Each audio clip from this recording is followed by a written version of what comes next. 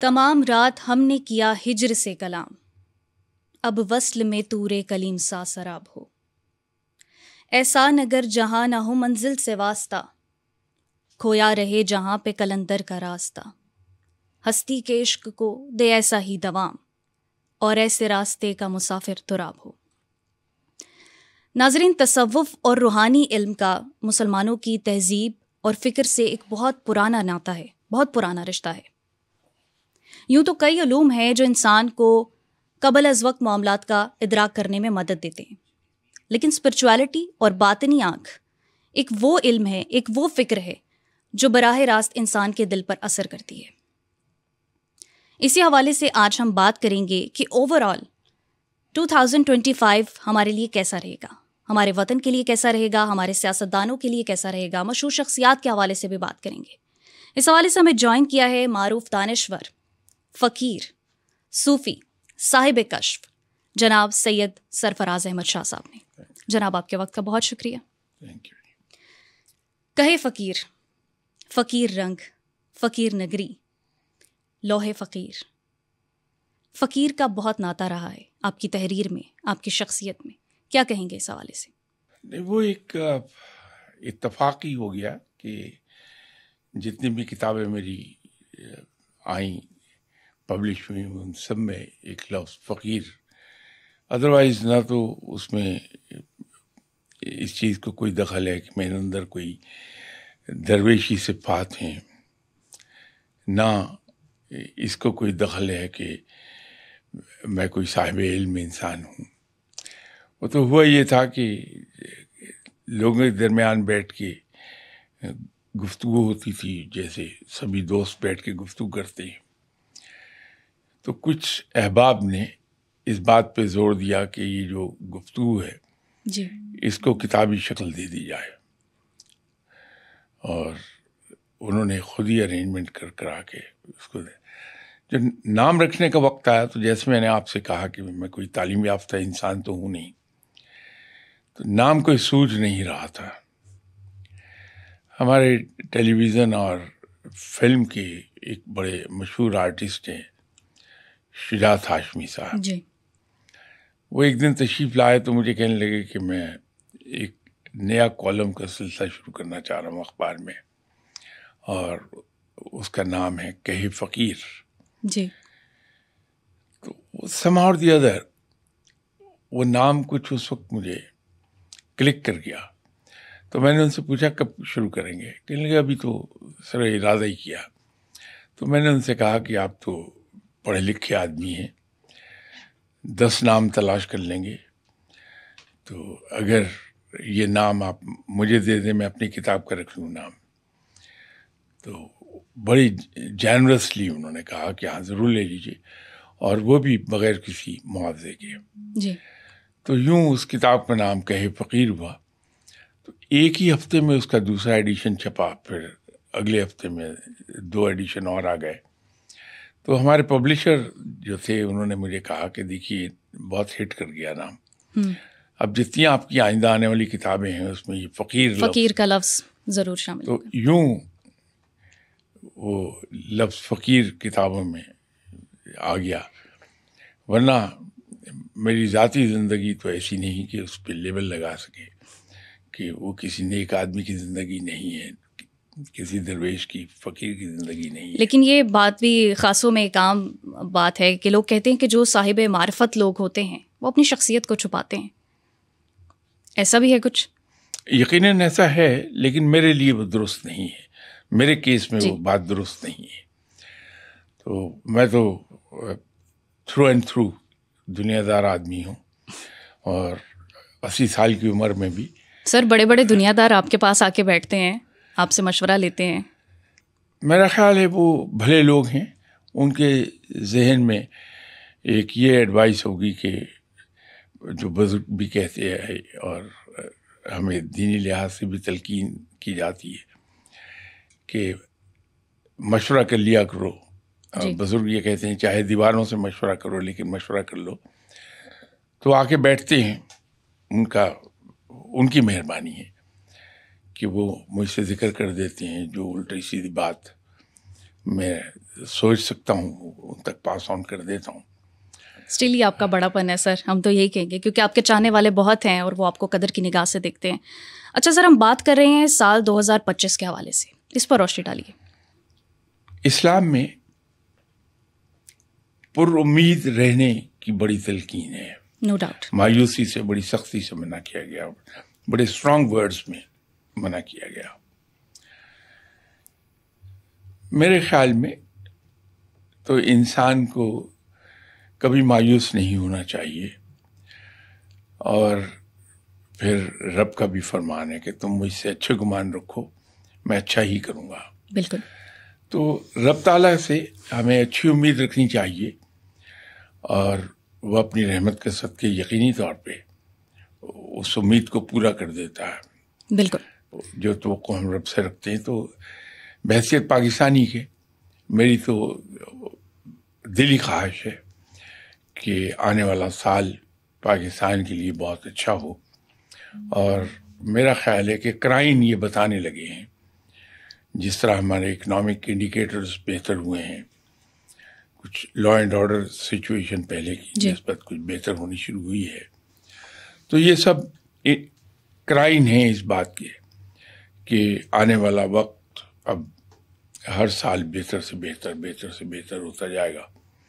اور جو ہم کتابوں میں پڑھتے آئے اور مختلف آرٹیکلز میں بھی پڑھا کہ فقیر لوگ یہ کہتے ہیں کہ ایک وقت آئے گا کہ اسلامی دنیا کے فیصلے اسلام آباد میں ہوا کریں گے. وہ کرائم بتا رہے ہیں کہ اب وقت بہت قریب آ گیا، اور انشاءاللہ تعالی پاکستان اٹھ جائے گا اور آنے ترقی کرے گا، آگے بڑھے گا. جیسا کہ آپ نے فرمایا کہ اللہ سے امید رکھنی چاہیے ہمیشہ اچھے کی. اللہ کے بعد جو ہے وہ کچھ صاحب اختیار لوگ آتے ہیں، ان سے کیسی امید رکھنی چاہیے ہمیں؟ حکمرانوں کی بات کر رہی ہوں، ملک کے سیاستدانوں کی بات کر رہی ہوں. میں تو پھر وہی آپ سے عرض کروں گا کہ جو بھی کرسی میں بیٹھے ہیں تو اللہ تعالی مہربانی فرمائے، ان کے ہاتھوں ایسے کام ہو جائیں جس سے اس ملک کا بھلا ہو جائے. اور ایک بڑا سادہ سا اصول ہے کہ وہ شخص جس کو اپنی ذات سب سے کمتر نظر آئے اور دوسرے برتر نظر آئیں، وہ بہترین رویہ ہے. تو میرے نزدیک تو سب بھلے لوگ ہیں، اور میں تو یہی توقع رکھوں گا کہ اگر اللہ نے انہیں اقتدار بخشا ہے تو پروردگار ان سے وہ کام بھی لے لے جس سے پاکستان آگے بڑھ جائے.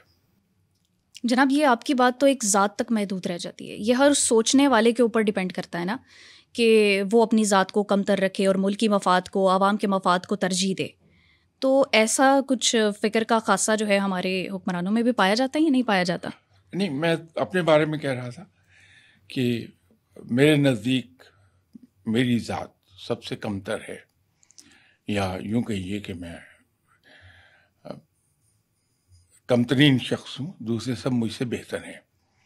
تو جب دوسرے سب مجھ سے بہتر ہیں تو ان کے بارے میں جب میں کوئی کامنٹ کروں گا تو وہ اچھے ہی ہوں گے، جی، برے ہو نہیں سکتے. ٹھیک ہے. کسی بھی سرجن کے کسی کام میں نقص نکالنے کے لیے یہ ضروری ہے کہ نقص نکالنے والا خود اس سے بڑا سرجن جی ہو. بالکل ٹرو. وہ میں ہوں نہیں. اگر میں کوئی تعلیم یافتہ شخص ہوتا تو میں آپ کو پوائنٹ آؤٹ کر دیتا کہ فلاں جگہ غلط ہو رہا ہے، فلاں جگہ. لیکن ایک باطنی آنکھ بھی تو ہوتی ہے. باطنی آنکھ اگر کسی کو نصیب ہو جائے. مزے کی بات یہ ہے کہ ہم باطنی آنکھ کو یاد رکھتے ہیں، کبھی ہم نے اس پہ نظر نہیں ڈالی کہ باطنی آنکھ حاصل کرنے کے لیے انسان کے اندر کیا ورچوز ہونے چاہیے، اس کے رویے کیا ہونے چاہیے.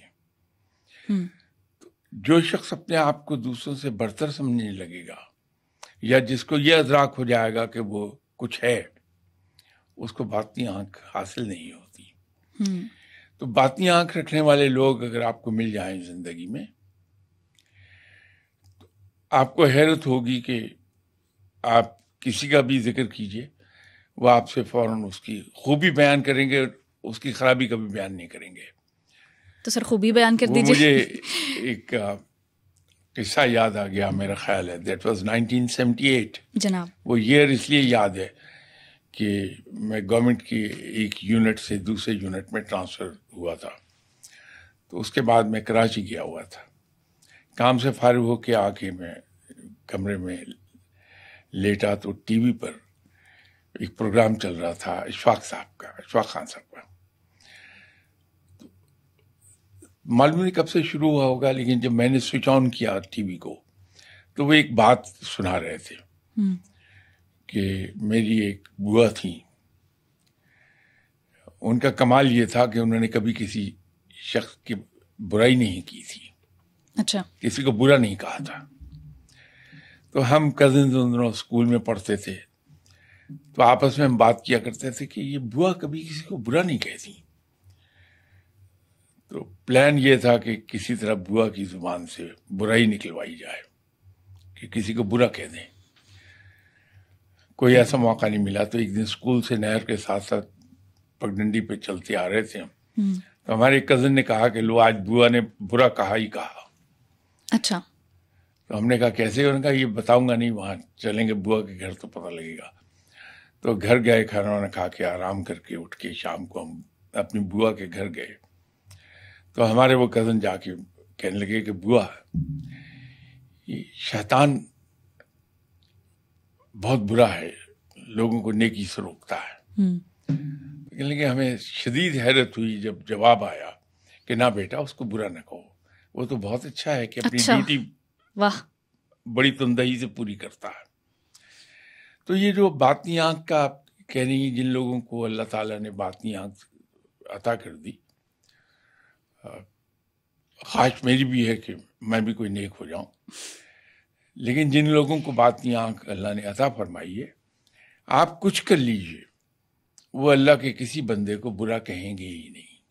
No doubt. یہ کمال ہے، اس لیے کہ باطنی آنکھ انسان کو مل نہیں سکتی جب تک کہ حقوق اللہ تو ادا کرتا ہی کرتا ہے، لیکن معاملات زندگی میں دوسروں کے ساتھ اس کے رویے سنت کے عین مطابق جب ہو جاتے ہیں، جب یہ دو چیزیں کمبائن کر جاتی ہیں کہ حقوق اللہ کی ادائیگی کے ساتھ ساتھ خلق خدا کے لیے بالکل بہت بڑی بات ہے، بہت بڑی بات ہے. مجھے ایک شعر بھی اس پہ یاد آ گیا، ظاہر کی آنکھ سے نہ تماشا کرے کوئی، ظاہر کی آنکھ سے نہ تماشا کرے کوئی، ہو دیکھنا تو دیدائے دل وا کرے کوئی.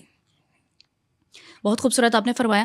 لیکن شاہ صاحب ہم دیکھتے ہیں کہ کچھ لوگ باطنی آنکھ کے ہونے کا دعویٰ کرتے ہیں، تو ہم کیوں کر پہچانے انہیں؟ پہلی بات تو یہ ہے کہ جس کو دعویٰ ہے اس کے پاس کچھ نہیں ہے. ٹرو. یہ یاد رکھیے گا کہ جن لوگوں کو اللہ نے دوستی عطا فرمائی ہے، اپنا قرب عطا فرمایا ہے، وہ کبھی کوئی دعویٰ نہیں کرتے.